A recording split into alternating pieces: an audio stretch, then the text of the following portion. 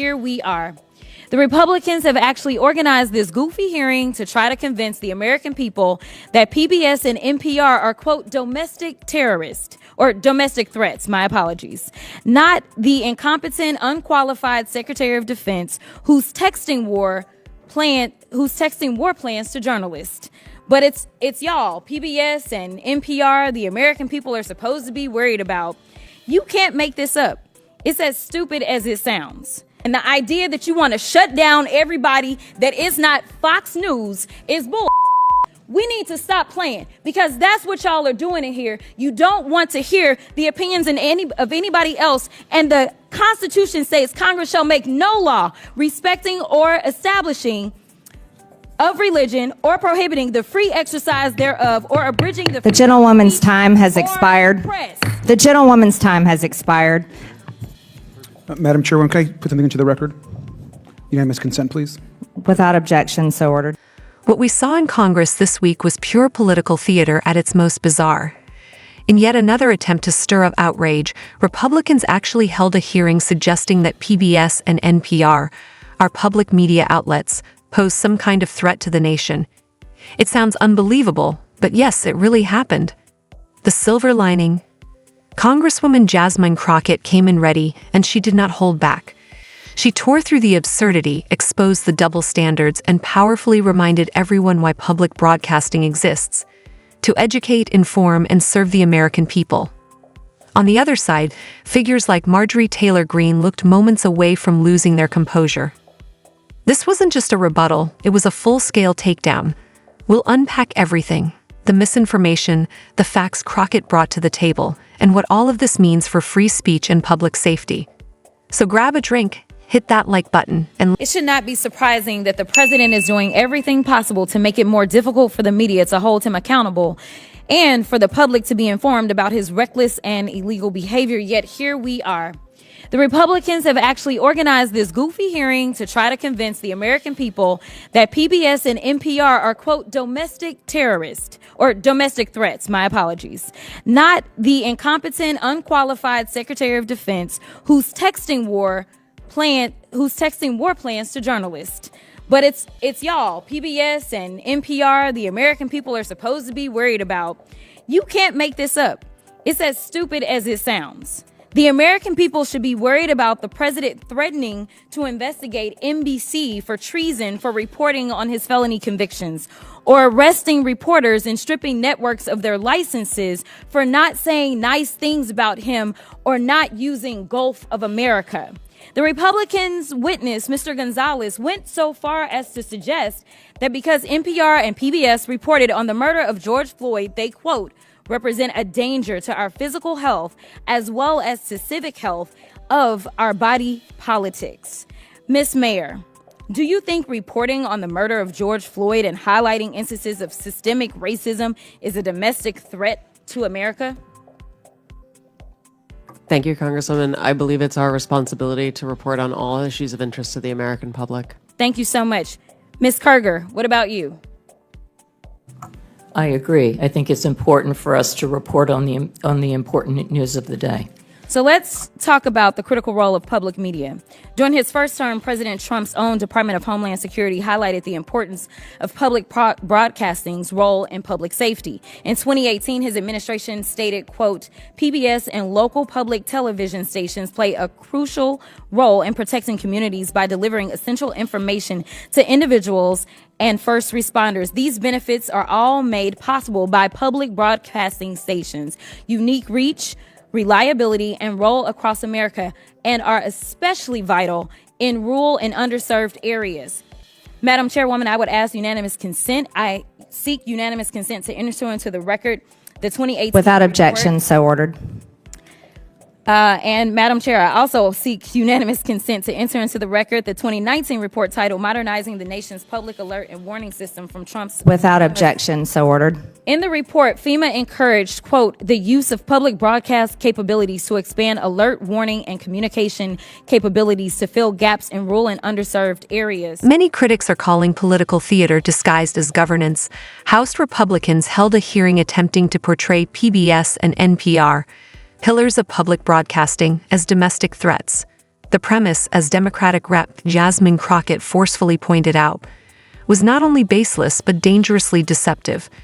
Rather than addressing legitimate national security issues or pressing legislative priorities, GOP members seemed more focused on demonizing media outlets that report facts inconvenient to their political narrative. The insinuation that journalism highlighting racial injustice or government misconduct amounts to terrorism isn't just disingenuous. It's an affront to the intelligence of the American public.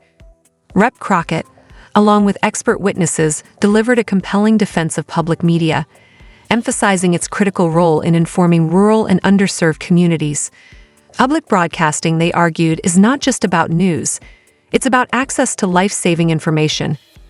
This point was reinforced by reports from the Trump administration itself, which cited examples like Barrow, Alaska, where a single station provides emergency alerts across more than 90,000 square miles. In such regions, public media isn't optional, it's essential. To defund these services under the pretense of budget cuts is more than short-sighted. It's a direct threat to public safety.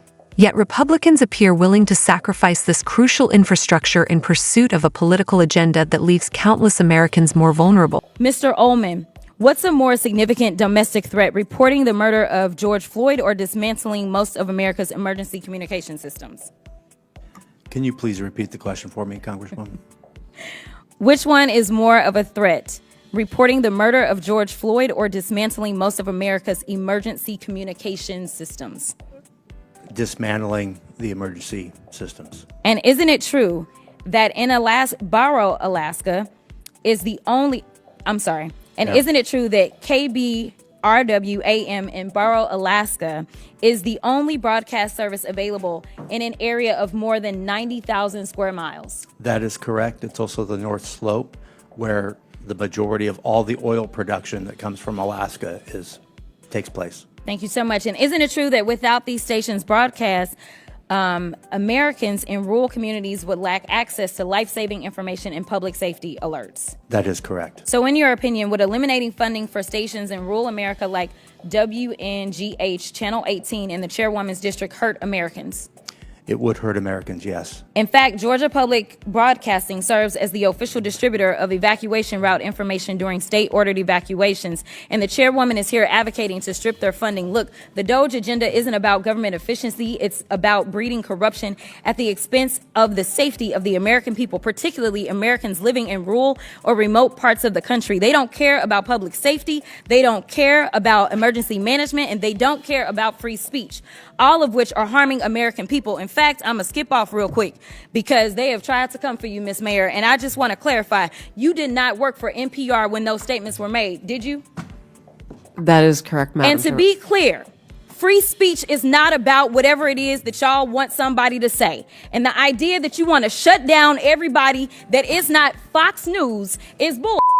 We need to stop playing because that's what y'all are doing in here. You don't want to hear the opinions of anybody else. And the Constitution says Congress shall make no law respecting or establishing of religion or prohibiting the free exercise thereof or abridging the gentlewoman's time has expired.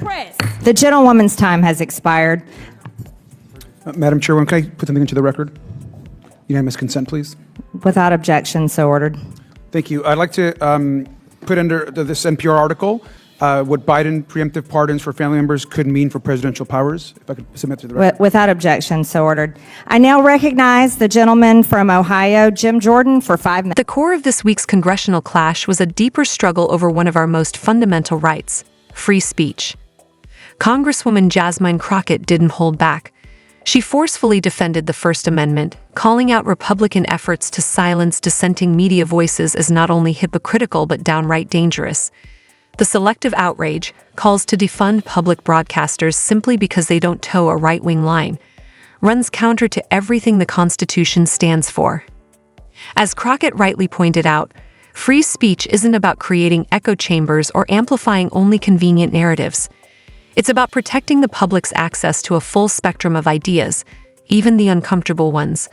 When politicians begin targeting journalists who hold the powerful accountable, it doesn't just erode trust, it creeps perilously close to authoritarianism.